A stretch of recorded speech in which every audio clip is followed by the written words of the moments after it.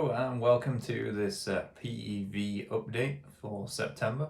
We're going to be going through some news stories and some kind of new products and such and things that have happened in the last month or so through August and now into September for different PEVs. I'm going to start off with EUCs this time because we had an event happening over in America, the Amped Electric Games. You can see here on the website. It has already happened, 2nd to the 4th of September. Saw some Instagram shots of people going over jumps and berms and playing games on EUCs there, all really fun. It seems like this might be a thing that's going to happen every year now. It looks really cool. Okay, loads of different people turning up to that as well. And Slido there, Mr. Wrong Way, quite a few other well-known YouTube personalities as well appearing. We have the actual Instagram page here for it. So we had a couple of shots showing different things happening there. Seems like the jumps are crazy. Never really considered doing big jumps on EUC. But some people really do take things to extreme, which is absolutely amazing to see.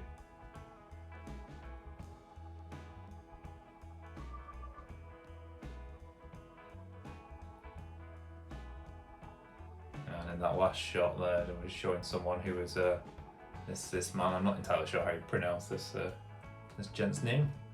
Taking 2 EUCs at once.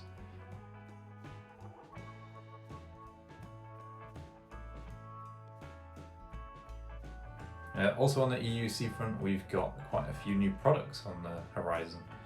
Some which have already released recently. There's a big range of different ones. I'm looking here at a UK website showing a few different ones. So obviously prices across the world are going to be kind of wildly different. But main ones we've had showing up recently were the Veteran Sherman Max, so the improved version of that one, higher kind of power output, higher battery specification as well, also higher price.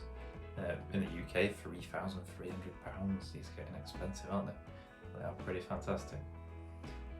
We've also had a lot of updates from InMotion on the V13, which looks quite interesting. It's also going to be a top of the range EUC, trying to focus on quality by the looks of it, on all the different components and parts, and going for top speed and decent battery life as well. Pretty impressive. Also going to be very expensive.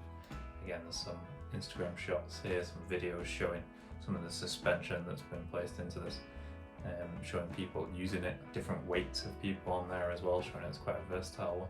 It's going to be a large wheel, very similar in a way to kind of the Sherman or the Vigode Master ones, any of the really large wheels that maybe have the suspension involved as well. That tends to be why the price is so high. Here's the one with the where they were saying we delivered a big rider. I hope they asked him about that, made sure he was okay being called that before putting it on it. But it seems really good. I do like the design of it. I do like the colours. Assume maybe they'll do different ones, but nice. We also, here we go, so V13 Challenger on the UK. It's showing up as nearly £4,000. I don't know what that's converting to, but it's probably going to be $4,000 or similar in America as well. Again, price just seems to be going up for these, but they're getting more extreme each time. Moving on from that, something completely different, which I was actually really excited to see this. I thought this was a bit of a fake at first, but it's actually the next M10, which is a small one wheel. So they have the M10-3, which is like a really small one wheel. You could practically put it in a backpack. It was one of the cheapest ones you could buy, obviously, very limited range and power. And they're releasing this one, which is the M10-4. So it's coming in at about £1,000, I think, or $1,000, or maybe slightly more than that. But by God, it looks cool. I love the kind of the display on the back of it with the red and green in this picture here, and the wheel. It kind of looks a bit bonkers, really. There's a picture here showing the M10-3 on the left and the M10-4 updated on the right hand side. It's supposed to be very robust, a great kind of last mile wheel for people who are commuting. So that looks really cool. Here's the listing for it on our website at the moment. £1,200 in the UK. Everything over here is expensive, so probably more so than in America. So a lot going on with EUCs at the moment. A lot of innovation, a lot of new products. maybe too many new products, depends, but at least there's a lot of choice for people. Moving on to Onewheels, we had the culmination of Race to Rail in August, and that has now finished, and we had the results of the races for the men's and the women's. We had the two winners here, so it was Rachel Cecil, or Cecile, I'm not sure how you pronounce that, so if I get that wrong, for the women who won that one. Here we go, a shot there of them both, and Kyle Hansen, who was the winner for the men's, the race. Two exceptional one-wheelers. Really worth checking out some of the videos on the Instagram, or I'm sure there's some on YouTube as well, but if you ever get a chance to go to those things, they sound pretty cool. I don't, because I live thousands of miles away. We also had updates from Mr. Onewheel Wing. Has hit 37,000 miles on his one wheel. Stag's Wing Pantera. My god. I think I'm at about 1,500 at the moment. Obviously he uses it a lot every single day, but that is amazing. 37,000 miles. I'm not sure my car has even driven that far. Amazing.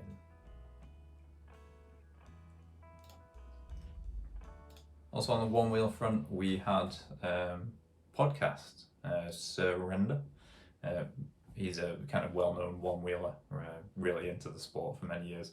It was on the Corridor cast, this one. They were talking about lots of things about one-wheels actually. A good half of the podcast is decent to listen to in terms of that. The first half of the podcast is mainly about broken bones and such. And they have patents preventing anyone else from making a one-wheel.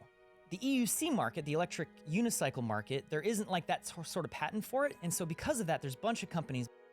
But they were talking about kind of the issues that kind of one-wheel have in terms of they have a very limited number of boards that they've released. You had kind of the one-wheel XR was the main one, and then they brought out the Pint, and then essentially those two models turned into the Pint X and the GT, which means they've only really got two models on the go at any one time. And that kind of limits innovation in a way, and you can see that, I suppose, if you compare it to the EUCs, where only in the last kind of couple of months we've had 3 or 4 different wheels released by different companies, and it's just showing the kind of the speed at which you can increase the quality of a product if you have a lot of competition in there. So I completely understand some of their points of view from this.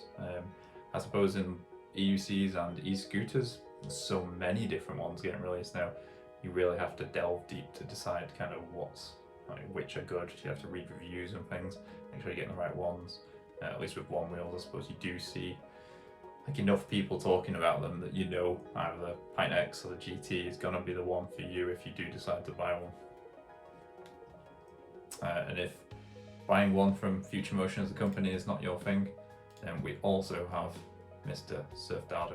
I think that's how you pronounce his name, or the actual YouTube channel he runs. He's looking at Vesk and kind of DIY one wheels. He gets proper into the nooks and crannies of the details of all the different things doing there. He's constantly testing out new kit.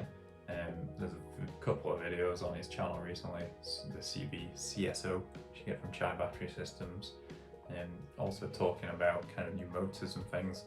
At the end of this video, I think, or the next one, he talks about a new motor hub that he's been sent, which is this here.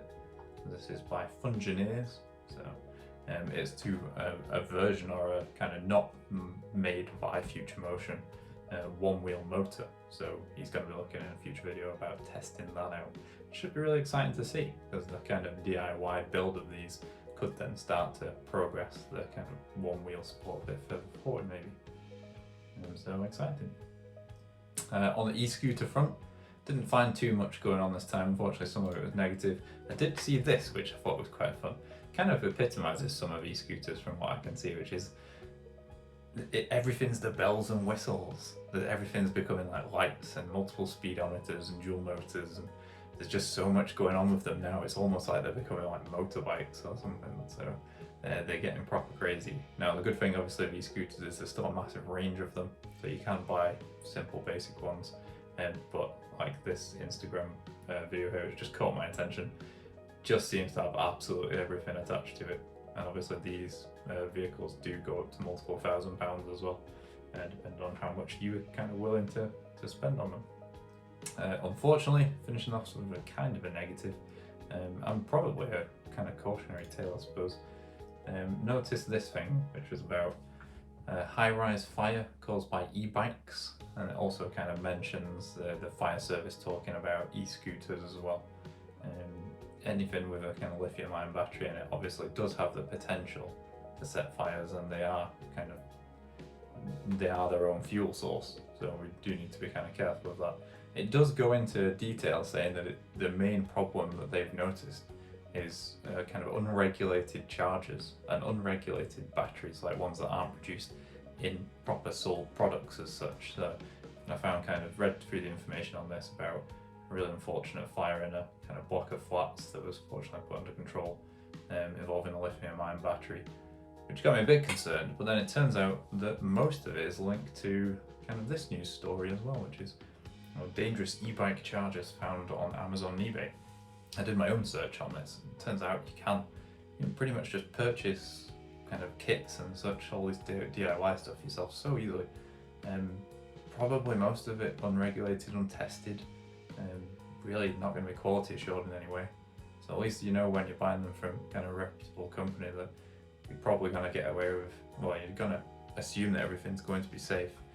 So unless you had a historic Gotway fire, which is not great, but dangerous e-bike chargers found on sale on Amazon and eBay, according to safety charity, the Electrical Safety First.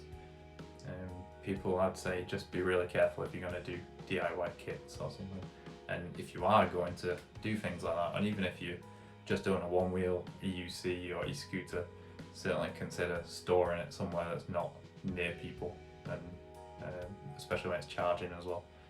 I have mine kind of well away from the house when they're charging and when they're in storage, so I don't want any of those issues affecting me. Hopefully people take the kind of risk of fire quite seriously as well. But that's it so far, up to September. We'll have hopefully another update in the next kind of 4 weeks or so. I'll get one out for October maybe if anything new has happened. See some more information on the horizon for the V13. Get some videos of people riding that around. Until next time, see you later.